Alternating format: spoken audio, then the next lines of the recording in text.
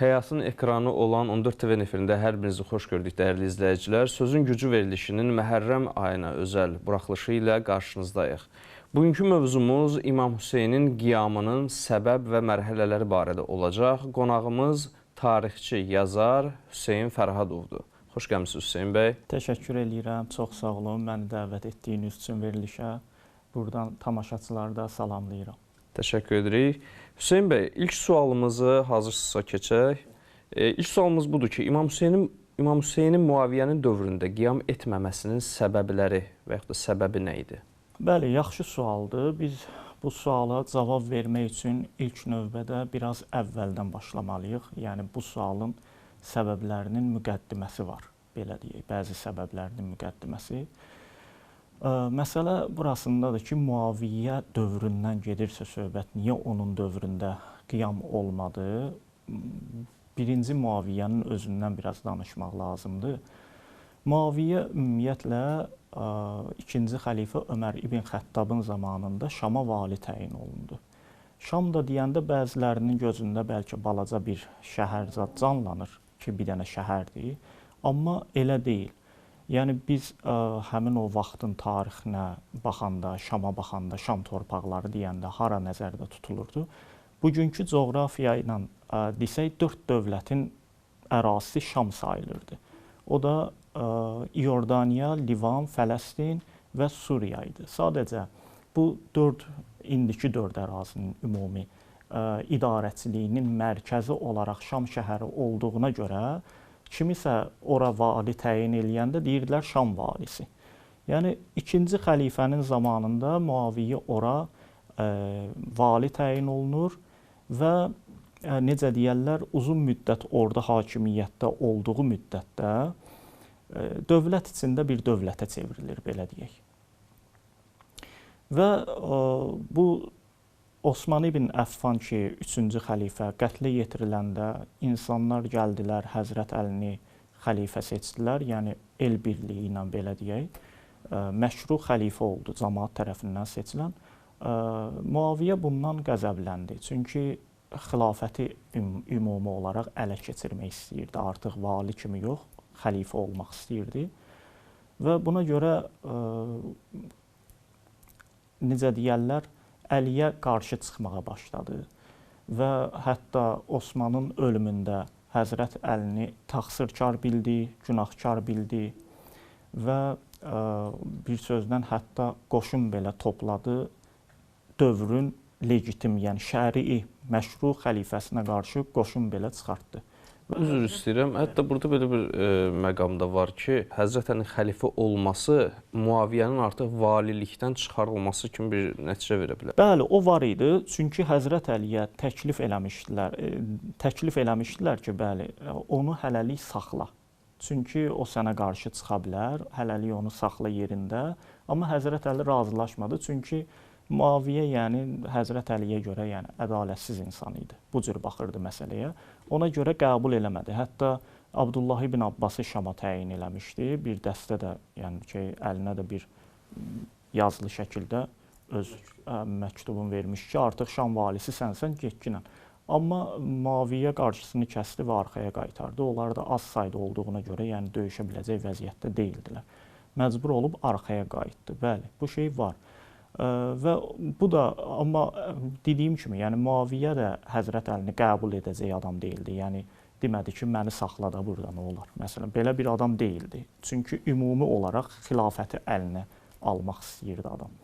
Və buna görə o 5 illik vaxtında, Həzrət Əlinin 5 illik xəlifəlik vaxtında, xilafəti vaxtında maksimum dərəcədə onunla mübarizə apardı, müharibə elədi. Əlindən nə gəldisə elədi, yəni. Bundan sonra milad təqvimi ilə 661-ci ildə Həzrət Əli şəhid olanda Kufədə İmam Həsən ağa çıxdı Kufə məscidində bir xutbə oxudu və cəmaatla məsləhət elədi ki, yəni neyniyək, nə təklif edirsiniz? Cəmaat da dedilər ki, atan yoxdursa sən varsan, yəni biz sənə beyyət edirik, İraqlılar. Biz sənə beyyət eləyərik və beyyət elədilər. Amma İmam Həsən ağa da şərt qoşdu ki, mən kiminlə mübarizə, müharibə eləsəm, siz də onunla müharibə edəcəksiniz, kiminlə sülh etsəm, siz də onunla sülh edəcəksiniz. Cəmaət razılaşdı. Cəmaət razılaşdı, amma Muaviyyə bunun xilafətini, yəni cəmaətin onu xəlifə seçməyini eşitdi, qəzəbləndi və başladı artıq indi də İmam Həsən ağanı devirməyin, belə deyək, planlarını qurmağa. İmam Həsən ağa ona nəsihət dolu məktublar da göndərdi ki, bəs belə olmaz, elə olar, nə bilim, filan filan. Bu nəinki nəsihətləri dinləmədi, hətta qoşun belə topladı və İraqa tərəf yola düşdü. İmam Həsən ağa da məcbur, o da qoşun topladı İraqlılardan ibarət. Əslində özü çıxdı Nuxeyləyə, cəmaata dedi ki, mən Nuxeyləyə gedirəm, siz də gələrsiniz, hərçənd ki, gəlməyəcəyinizi bilirəm. Yəni bunu da dedi. Çünki İraqlılar süst idilər, yəni döyüşmək istəmirdilər, bu cür idilər. Hər bir halda yəni Muaviyyə öz məqsədinə çatdı orada. Ya bəzilərini şirin vədlərlə, bəzilərinə nə bilim vəzifə, rəyasət təklifi ilə, bəzilərini başqa yolla, pulla, müxtəlif yollarla insanları, İmam Həsən ağanın yanında olanları, yəni adi sıradan adamları, ərəbləri yox, sərkərdələrdən zaddan gedir söhbət. Onları aldadıb öz tərəfinə çəkə bildi. Onları aldadıb öz tərəfinə çəkdi. İmam Həsən ağa artıq, belə deyək də, ətrafı boşaldı. Hətta iş o yerə çatdı ki, İmam Həsən ağanı yaraladılar ayağından. Öz ordusundan bir nəfər, bəli. İndi onun ordusu şiələrdən ibarət idi, deyildi. Bu əslində başqa mövzudur, təhlilləri ilə. Amma qısa olaraq bunu deyim ki, İmam Həsən ağanın yanında olanların çoxu onu sevdiyindən deyil, Muaviyyə ilə düşmən olduğuna görə onun yanındaydılar. Yəni onun tərəfdarı deyildilər əslində. Sadəcə Muaviyyə ilə də yaxşı deyildi münasibətləri. Düşmənim. Bəli, elə bir şey. Yəni xavaricizad var idi İmam Həsənin yanında. Elə xavaricdən biri vurmuşdu İmam Həsəndə. Və başqa artıq bu hadisədən də sonra İmam Həsən ağa baxdı ki, heç bir şey eləmək olmur. Məcbur olub sülh sazişi imzaladı. Sülh sazişində də belə bir şey var idi ki, yəni axıracan Muaviyyə xilafətdə qalacaq, amma özündən sonra vəliəhd təyin etməyəcək. Ya xilafəti, bəzi mənbələrdə gəlir ki, xilafəti İmam Həsən ağaya təhvil verməlidir. Sülh sazişində İmam Həsənin yanında möhkəm dayanan insanlar var idi, yəni həmişə onu ilə olan. Bəziləri etiraz elədilər, amma sonradan yəni vəziyyətə baxanda gördülər ki, edə biləcəkləri bir şey də yoxdur artıq. Yəni heç nə eləmək olmur. Məcbur olub ona görə sülh sazişi, atəşkəs elədilər və bu o demək deyil ki, İmam Həsən ağa onun, yəni Muaviyyənin cinayətlərini qəbul elədi. Yox, sadəcə yəni başqa bir vəziyyət alınmır deyə ona görə ona təhvil verdi. Həmin o sülh sazişi ki bağlanır, artıq yəni bəli xilafət Muaviyyəyə çatır, amma təhvil verəcəksən. Öləndən sonra heç kəsi öz yerə qoymayacaqsan, vəliəhd təyin etməyəcəksən. Hətta həmin bu sülh sazişinə görə bəzi mənbələrdə biz Muaviyyənin İmam Hüseynə xəbərdarlıq etdiyini də görürük. Necə xəbərdarlıq? Eşidir ki, məsələn, İmam Hüseyn elə bil neysə şübhələnir, o xain, xoflu olar söhbəti var, həmin ondan. Biraz görürsən ki, hardasa İmam Hüseyndən şübhələnəndə məktublarda var ki, bəs ortada müqavilə var, axı sülh sazişi var, biz sizi əhdinə vəfa eləyən adam kimi tanıyırıq. Yəni şübhələnim neysə fikirləşir, bir şey eləyər, ona görə tez vurğulayır ki, aramızda bir müqavilə var. Bu bir səbəb idi ki, ilk səbəb bu idi. Muaviyyənin zamanında İmam Hüseyn ağa heç bir şey eləmədi, yəni qiyam qaldırmadı. İkinci tərəfdən ikinci səbəb sosial baza məsələsi idi. Muaviyyə ümumiyyətlə siyasətçil adam idi, yəni pis adam da olsa, yəni belə deyək də, o ağlını pis yönə də olsa istifadə edə bilirdi.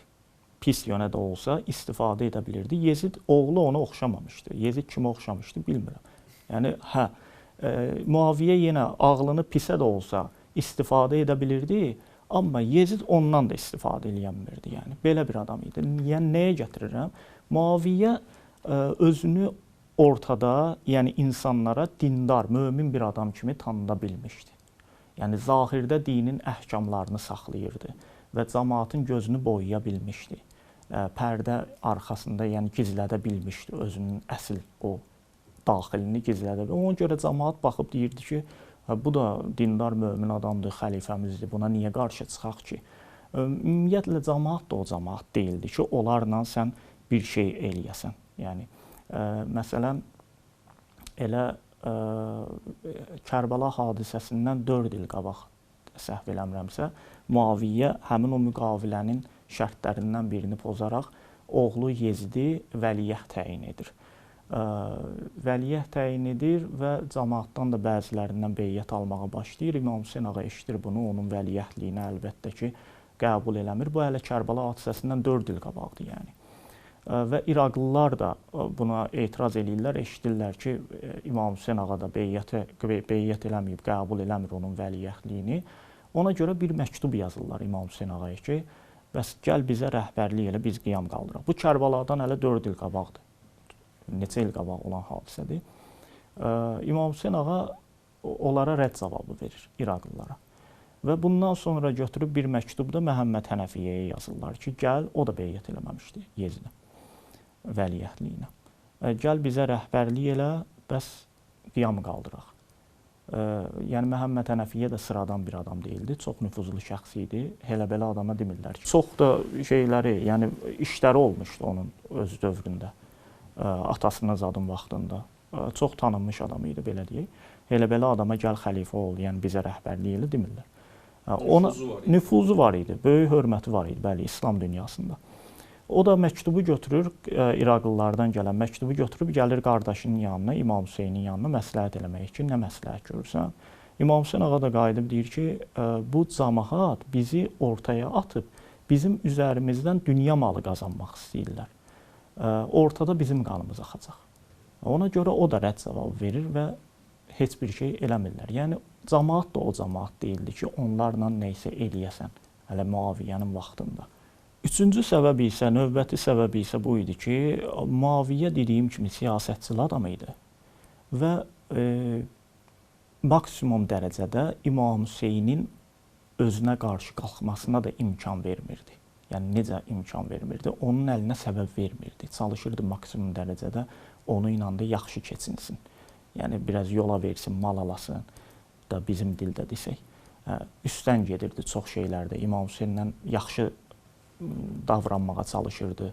Hətta oğlu Yezidə də tapşırmışdı ki, sənin xəlifəlik vaxtında 3 nəfəri demişdi, beyyət etməsələr, onları məcbur eləmə. Onlardan biri də İmam Hüseyn ağa idi elə. Ümumiyyətlə, maraqlı bir vəziyyət var imamların tarixində.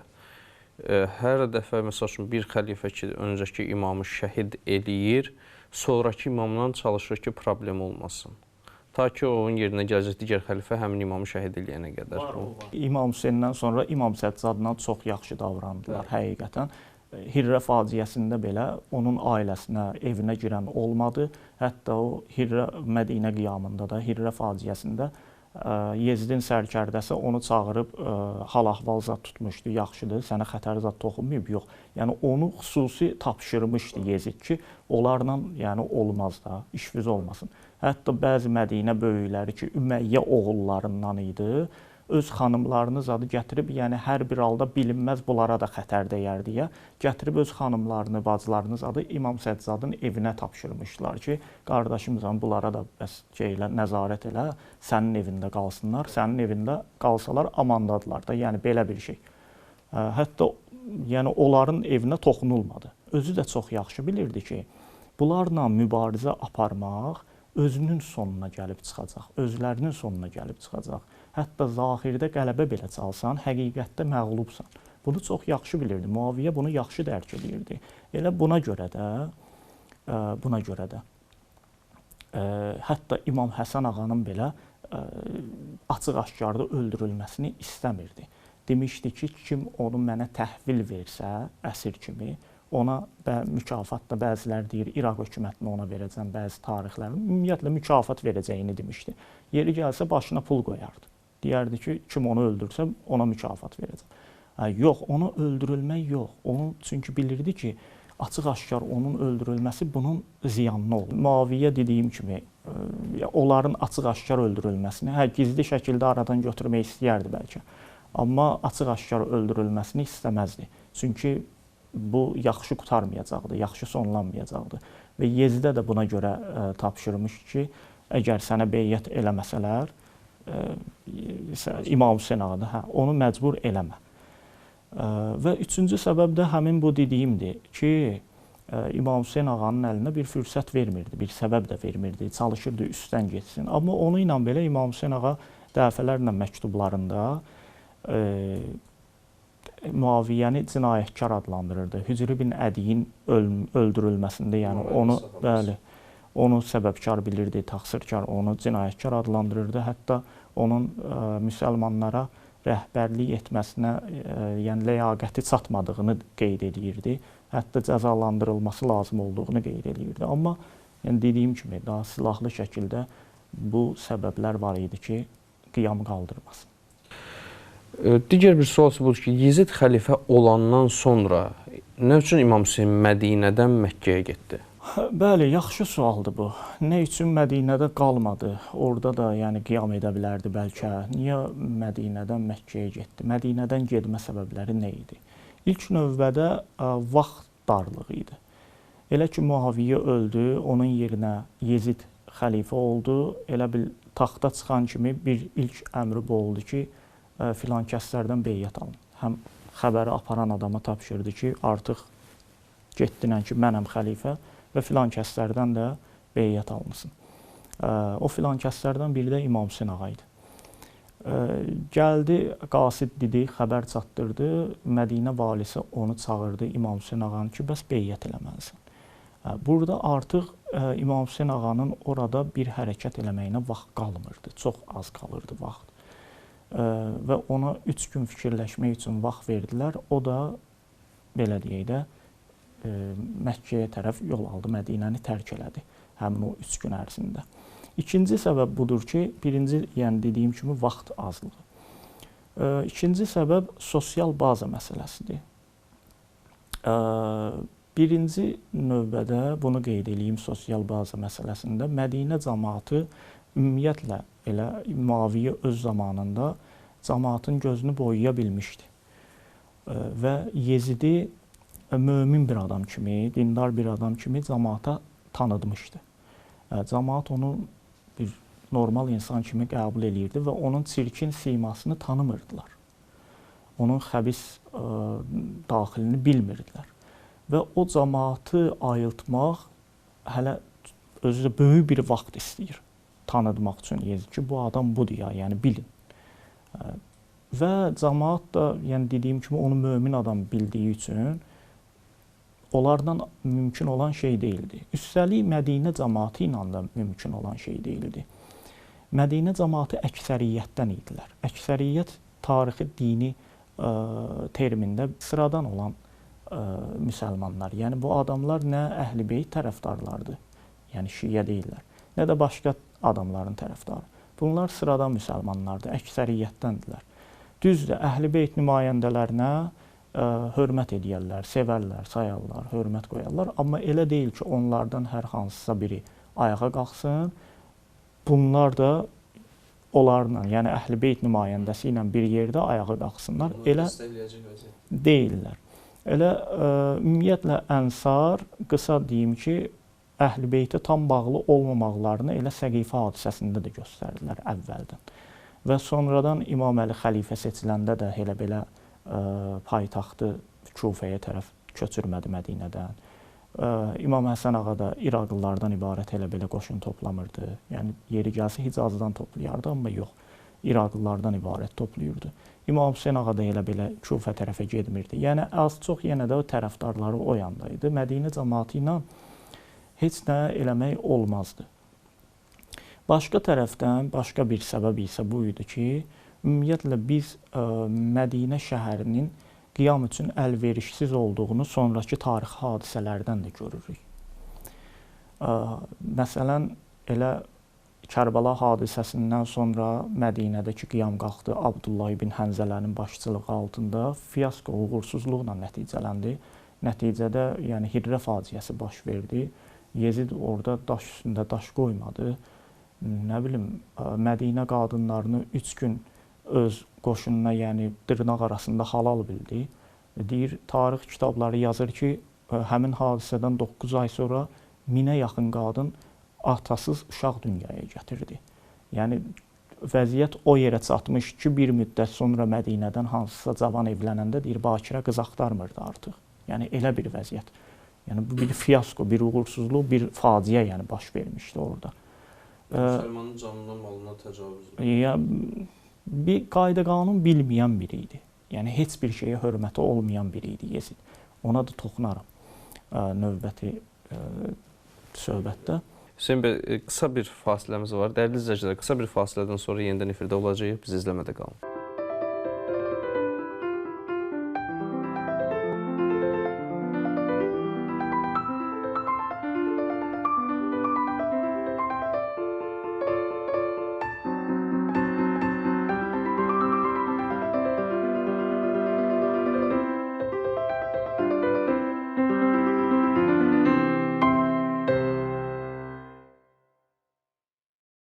Hüseyn bəy, İmam Hüseynin Yezidin xilafəti dövründə Mədinədən Məkkəyə getməsindən danışırdıq. Buyurun, davam edin. Bəli, Mədinədə niyə qiyam olmadı? Dediyim kimi, yəni bir səbəb də həmin o sosial baza idi ki, yox idi və Mədinə ümumiyyətlə bütün tarixi, yəni qiyamlara baxanda fiyasko, uğursuzluqla nəticələnən bir qiyam şəhəri kimi yadda qalır və Hirrə faciəsindən danışdım. Ondan əlavə biz çox sonralar Məhəmməd ibn Abdullahın, İmam Həsənin soyundan gələn Nəfs-i Zəkiyyə kimi tanınan şəxsiyyət Məhəmməd ibn Abdullahın da qiyamına baxanda görürük ki, o da uğursuzluqla nəticələnib. Ondan sonra yenə Şəhid-i Fəx kimi tanınan Hüseyn ibn Əlinin, o da İmam Həsənin soyundan idi.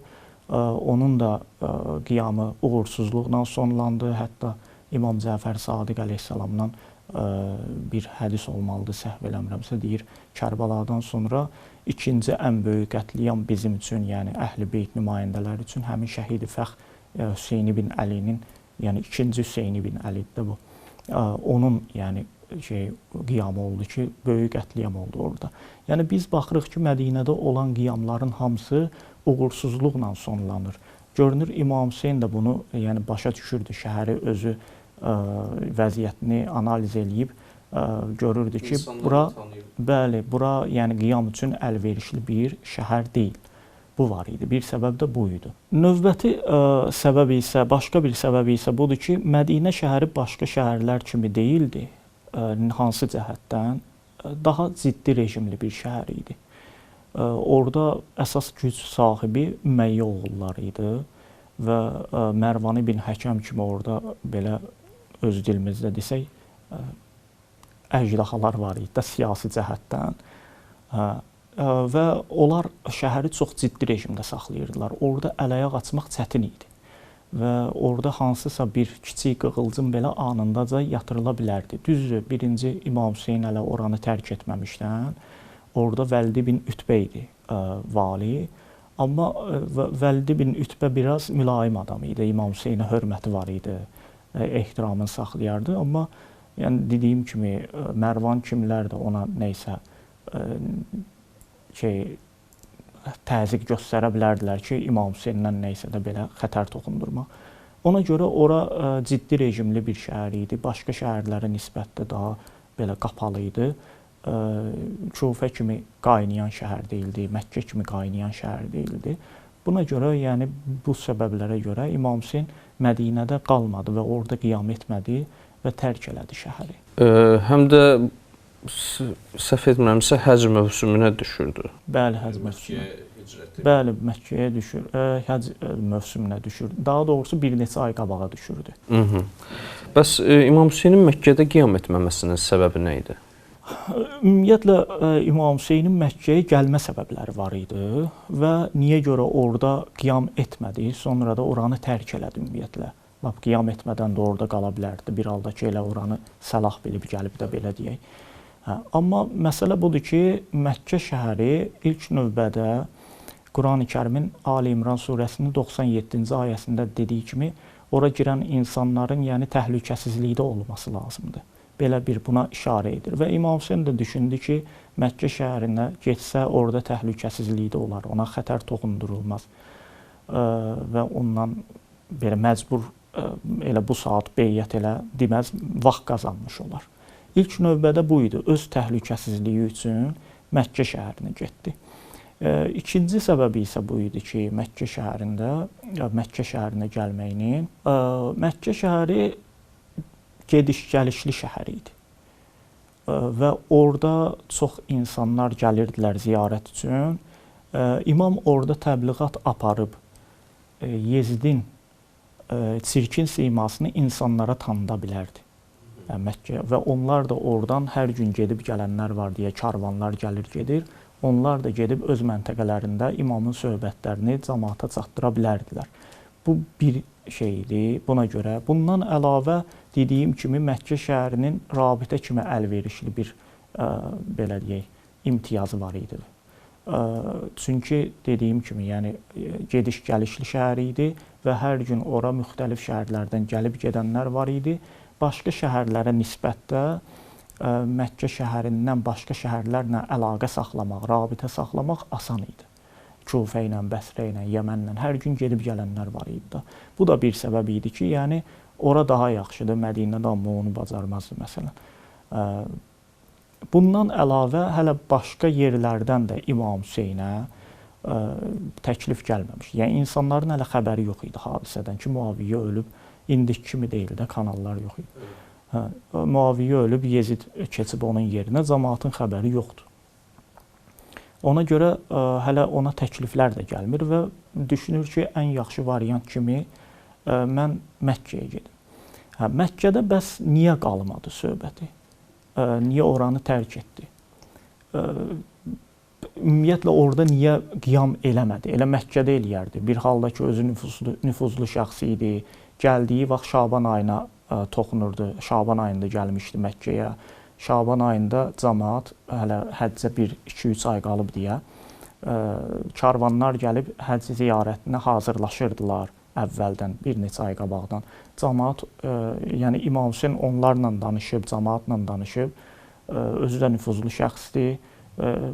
Beyyət üçün də hələ yəni məcbur edən yoxdur, yəni vaxt qazanıb, vaxt var və Məkkədə qiyam qaldıraydı. Yəni bu sual ola bilər, amma məsələ budur ki,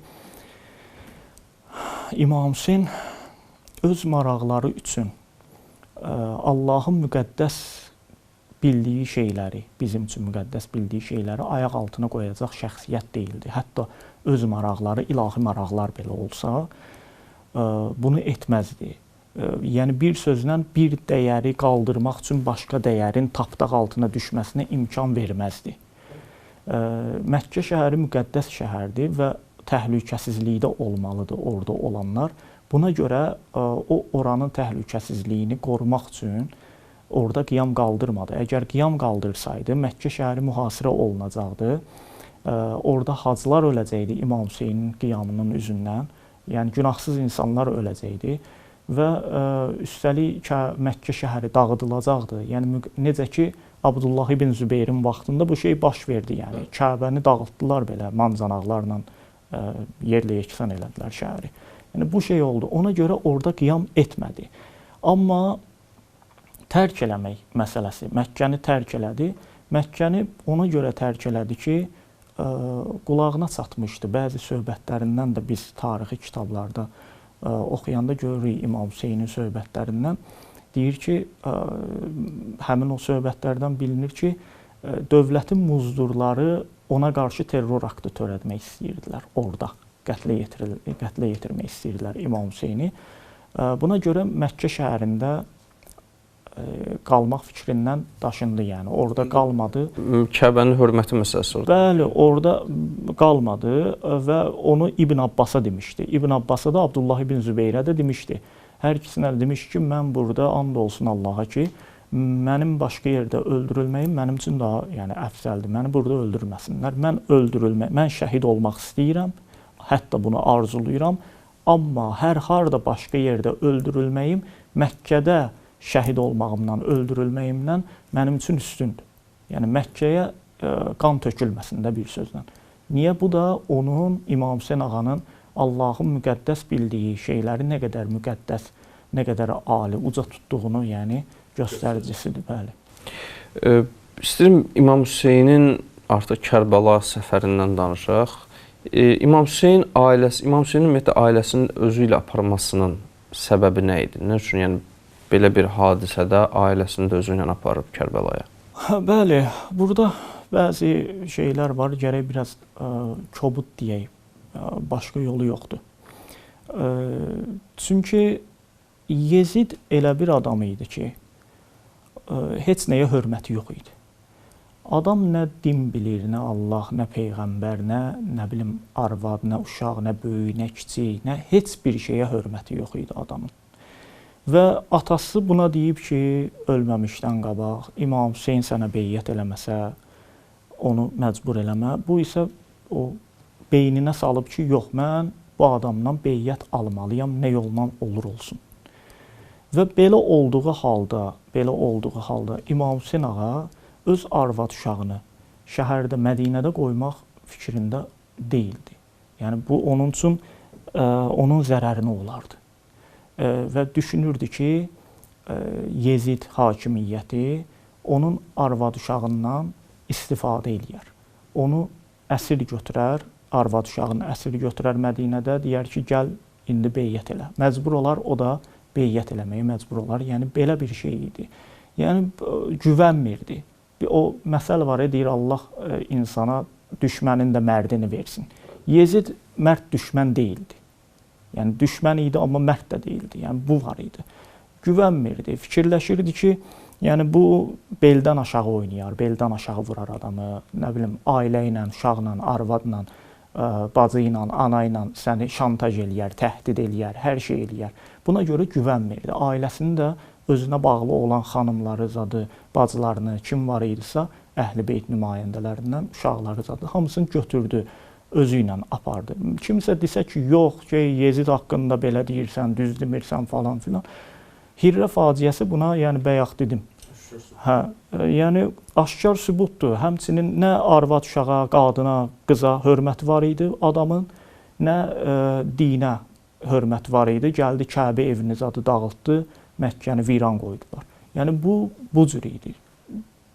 Düşünürdü ki, İmam Hüseyn də yəni şantaj eləyər, nəysə eləyər, təhdid eləyər ailəmlə və beyyət istəyər məndən. Məcbur qalaram, beyyət eləyərəm ailəmə görə. Ona görə ailəsini özü ilə götürdü.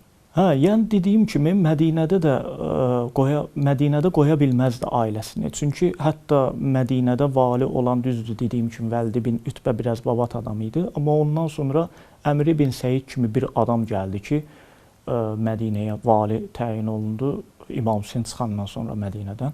Onun yəni vali olduğu şəhərə ailə qoyulmaz ki. Yəni necə deyim, Kərbəla hadisəsi baş verəndə, eşidəndə ki, Hüseyn ibn Əli qətlə yetirilib Kərbəlada, az qalmışdı da sırtma çalıb oynasın, bayram eləyirdi. Gəlib cəmaat əzadarlıq eləyirdi, İmam Hüseyni eşitmişdi, cəmaat əza saxlayırdı. Gəlib cəmaata deyirdi ki, siz gərək Osman ibn Əffan üçün əza saxlayasınız, qohum idilər onlar, ona görə Ümeyyə oğullarındandır. Deyir, siz gərək Osman ibn Əffan üçün əza saxlayasınız, Hüseyn ibn Əli üçün yox. Yaxud da ondan sonra Haşimlərdən, həmin Kərbəla hadisəsindən sonra Haşimlərin məhləsindən neçə evi xarabalığa çevirdi, dağıtdı onların evlərini. Yəni belə bir adamın olduğu yerdə, belə bir şəhərdə ailə uşaq qoymaq olmaz, başqa dönərəm. Ona görə İmam Hüseyn də yaxşı bilirdi bunu ki, bunlarla yox götürdü. Bundan əlavə bu bir mesaj idi, cəmiyyətə siyasi bir mesaj idi ki, yəni sizin ailəviz amanda deyil. Mən belə ailəmi orada şəhərdə qoymadım, götürdüm. Yəni siz adi cəmaatın amanda deyil ailələriniz, qadınlarınız, qızlarınız və həqiqətən də Hirrə faciəsi buna sübut oldu ki, doğrudan da amanda deyillər. Yəni bunu göstərdi. Bundan əlavə bunu qeyd edeyim ki, qiyamların bir baş vermə səbəbləri zad olur. Bir də onun bu cür qiyamların bir ideoloji təbliğatı, ideoloji tərəfi olur. İdeoloji tərəfdən baxanda bunu biz xanım Zeynəb və onun kimi Kərbəlada olan xanımlar ki görürük, onlar Yezidin və Bəni Üməyyənin cinayətlərini, Kufədə olan hadisələr, Şamda olan hamısını onların hesabına belə deyək əlimizə gəlib çatır. Biz onların hesabına həmin o ideologiya yaşayıb, tanıdılıb, yəni davam olunub. Yoxsa onlar olmasaydılar Kərbəlada o qadınlar zadlar, nə olardı? İmam Hüseyni bəlkə də adi bir üsyankar kimi tanıdardılar tarixdə və örtbasdır eləyib həll olardı məsələ ki, bitdi. Yəni amma 1400 ildə hələ də biz bu gün də həmin o məsələni müzakirə edirik. Bu da həmin o qiyamın təbliğatı, ideologiyası nəticəsindədir.